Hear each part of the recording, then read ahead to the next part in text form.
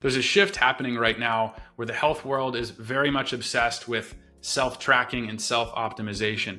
There's a lot of great benefits from this. I've learned from tracking blood sugar, from tracking my sleep. I do those things temporarily, and they've been very helpful for me to learn how to manage my own physiology. But there's kind of this thing happening where people assume that you have to have the perfect 8 hours of sleep. You have to get your meditation in. You have to journal, track your blood sugar, track your sleep, count every calorie. And if you're not doing all this stuff, then the day is a waste, or you're just going to fall apart and you won't be able to match the demands that life throws at you. Here's something that's helped me and something I've implemented with clients I've worked with. There's two types of days that you can have. I'm going to oversimplify. The first day is when you've perfected everything. You're getting the exact amount of sleep you need. You're eating perfectly. You're exercising. Maybe you're journaling or meditating. This is what Brian Johnson, the founder of Heroic Public Benefit Corporation, would call bubble wrap days. You've basically controlled every variable.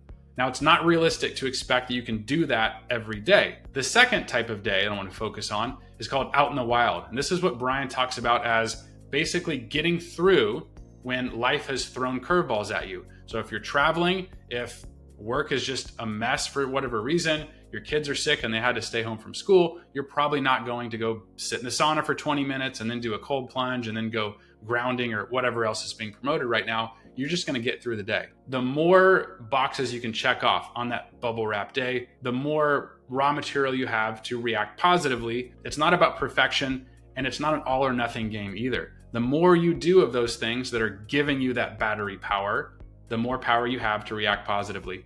To me, that's the most functional way I can think about it, because I don't want to drive myself crazy trying to be a perfectionist and do everything right all the time. Hopefully you don't either. But for me, thinking about these two different types of days helped frame things up so that I'm not being a perfectionist and whipping myself by trying to do everything perfect, which if you watch a lot of social media, it seems like everybody's doing everything perfect all the time. Trust me, they're not. Everybody has out in the wild days. The bubble wrap days are about empowering you. The out in the wild days are when you're being tested and it's time to show up as your best self, whether or not you have 8 hours of sleep or the perfect diet or not.